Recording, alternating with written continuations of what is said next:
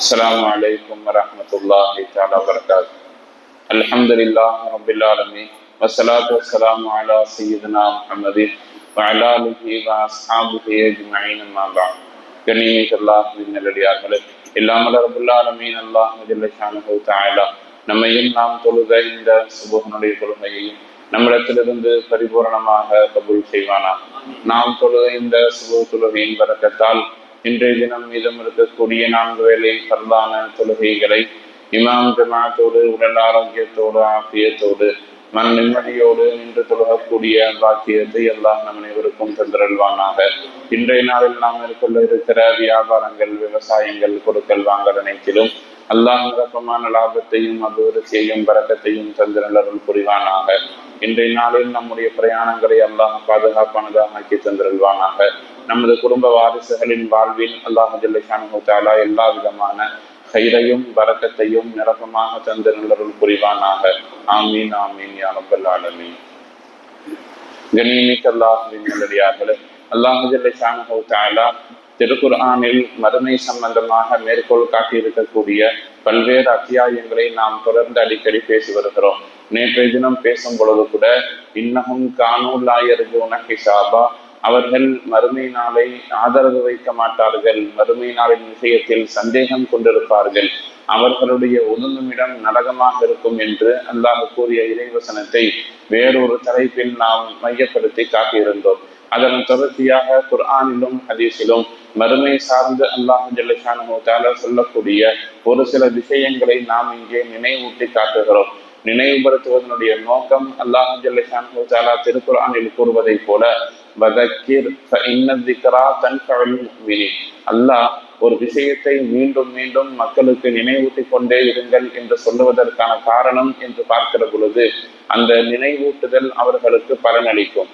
நாம் சொர்க்கத்தை பற்றி பேசுகிறோம், நரகத்தை பற்றி பேசுகிறோம், மறுமையை பற்றி சொல்லுகிறோம். இதெல்லாம் நாம் புதிதாக கேட்கக்கூடிய விஷயங்கள் அல்ல, மாறாக ஏற்கனவே பேசப்பட்ட விஷயங்களை தான் மீண்டும் மீண்டும் நாம் இங்கே திரும்ப வேறு வேறு கோணங்களில் அது சார்ந்த படிப்பினைகளை மையப்படுத்தி பேசுகிறோம். இதுதான் நமக்கு தெரிஞ்ச விஷயமாச்சே என்று கடந்து சென்று விடாமல் ஒவ்வொரு விஷயங்கள் மீண்டும் மீண்டும் நமக்கு நினைவூட்டப்படுகிற பொழுது அவற்றை நாம் சிந்தனையில் புதுப்பித்துக் கொள்ள வேண்டும். அப்படி மீண்டும் கேட்டு புதுப்பித்து அதை நாம் உள்வாங்குகிற பொழுது அது நமக்கு நிச்சயம் பலனளிக்கும் என்பதைத்தான் மேலே சொன்ன வசனத்தில் அல்லாஹ் சொல்றான், வதக்கிர் நபியே, நீங்கள் அவர்களுக்கு நினைவூட்டி கொண்டிருங்கள், அந்த நினைவூட்டல் தன்ஃபஉல் முஃமினீன், முஃமின்களுக்கு அது பலனளிக்கும். இப்பொழுது நாம் பார்க்கிறோம் அல்லாஹ் குர்ஆன்ல மறுமை சார்ந்து பேசக்கூடிய விஷயம் என்ன. சூரா அபஸ் என்று சொல்லப்படக்கூடிய 30வது ஜுஸில் இருக்கக்கூடிய 3வது அத்தியாயம் அபஸவத்தவல்லா என்று துவங்கும். அந்த ஆயத்தில் அல்லாஹ் ஜல்ல ஷானஹு தஆலா நாளை மறுமையிலே மக்கள் மைதானத்தில் மக்கள் எல்லாம் எப்படி ஒன்று சேர்த்து இருப்பார்கள் என்பது குறித்து பேசுவார். ஒட்டுமொத்த உலகத்தையும் ஒரு சூர் ஊதி மொத்தமாக அழிக்கப்பட்டதற்கு பின்னால் 2வது சூர் ஊதியதற்கு பின்னால் அல்லாஹ் மீண்டும் எல்லா மக்களுக்கும் உயிர் கொடுத்து எழுப்புவான்.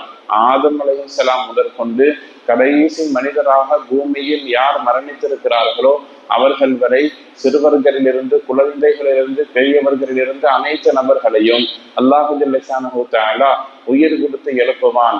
அந்த நேரத்தில் மனிதன் எப்படி நடந்து கொள்வான், அவனுடைய சிந்தனையும் செயலும் எப்படி இருக்கும் என்று பேசுகிற பொழுது அல்லாஹ் இந்த சூறாவுல சொல்றான், யௌம யஃபிருல் மர்உ மின் அஹீஹி, ஒரு மனிதன் தன்னுடைய சகோதரனை விட்டு விரண்டோடுவான். அந்த சகோதர பாசங்கள் எல்லாம் அங்கே இருக்காது. உம்மிஹி, தாயை விட்டும், பனீஹி, அவனுடைய குழந்தைகளை விட்டும், சாஹிபத்திஹி அஹீஹி ஃபஸீலத்திஹி அல்லதி துவீஹி என்று அல்லாஹ் அடுக்கடுக்காக ஒவ்வொரு சொந்தமாக உறவாக இந்த ஆயத்துல சொல்றான். எந்த சொந்த பந்தமும் எனக்கு வேண்டாம், கூட பிறந்த உறவுகள் வேண்டாம், என்னை பெற்றெடுத்தவர்கள் வேண்டாம், நான் பெற்றெடுத்தவர்கள் வேண்டாம், உடன் பிறந்தவர்கள் வேண்டாம் என்று எல்லா உறவுகளையும் ஒதுக்கிவிட்டு அந்த நாளில் மனிதன் எல்லாவற்றையும் விட்டு ஒருவரை விட்டு ஒருவர் விரண்டோடி கொண்டிருப்பார்கள். என்ன காரணம்னு சொன்னா, அந்த நாள் நாம் உலகத்தில் எதை நல்ல அமல்களாக தீய அமல்களாக செய்து கொண்டிருந்தோமோ அதை வெளிப்படுத்தக்கூடிய நாள் என்பதை விளங்கி இருப்பார்கள். சுருக்கமா சொல்லணும்னா, அந்த நாளில் உறவுகளை விட்டு மனிதன் விரண்டோடி கொண்டிருப்பான் என்பதை அல்லாஹ் இந்த வசனத்தில் சொல்லியிருக்கிறான். வேறொரு ஆயத்தை நாம் பார்க்கிறோம்.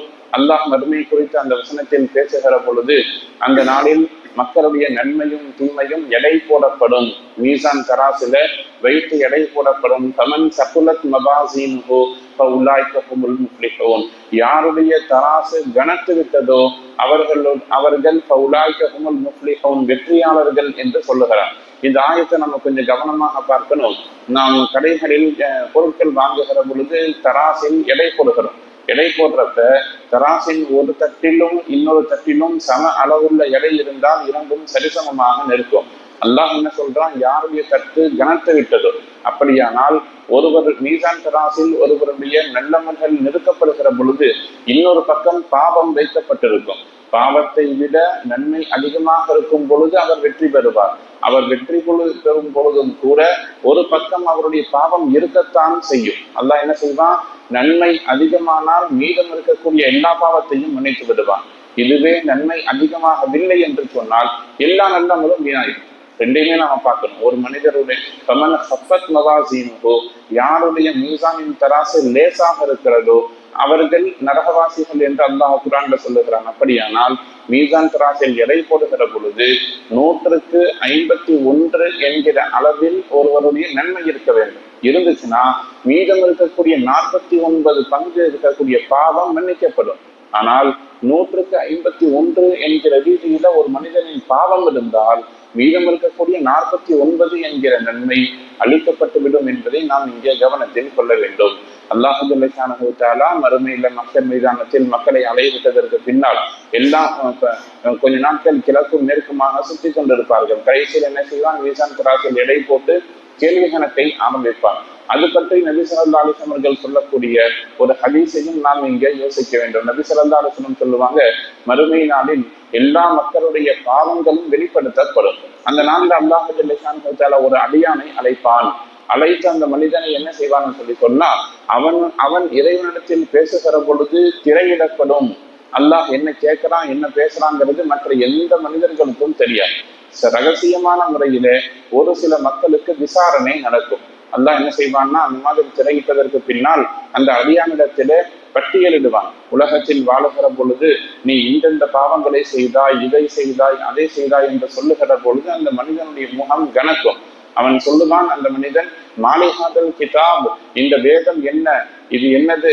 லா யுகாதிரு சகீரத்தன் வலா கபீரத்தன் இல்லா அஹ்சாஹா, எந்த சின்னாமலும் பெரியாமலும் விடப்படாமல் எழுதப்பட்டிருக்கிறதே என்று அந்த பட்டோலையை முந்து கொள்ளுவான். அல்லாஹ் ஒவ்வொரு பாவமாக சொல்லி சொல்லி சொல்லி அந்த மனிதன் கேட்டுக்கொண்டு கடைசியில என்ன ஆகும் சொல்லி சொன்னா, அவன் எண்ணிக்கொள்ளுவான், நாம் முடிந்து விட்டோம், அன்னஹு ஹலக, நாம் முடிந்து விட்டோம், இதற்கு மேல் நம்மிடத்தில் சொல்லுவதற்கு நன்மை இல்லை, எல்லா பாவத்தையும் அல்லாஹ் சொல்லிட்டான், நாம் நரகவாசி தான் என்று நினைத்து கொண்டிருக்கிற பொழுது அல்லாஹ் சொன்னான், துன்யாவில் நீ வாழக்கூடிய காலகட்டத்தில் இந்த பாவங்களை எல்லாம் நீ செய்து கொண்டிருந்தாலும் கூட நான் உன்னை மறைத்து வைத்திருந்தேன்.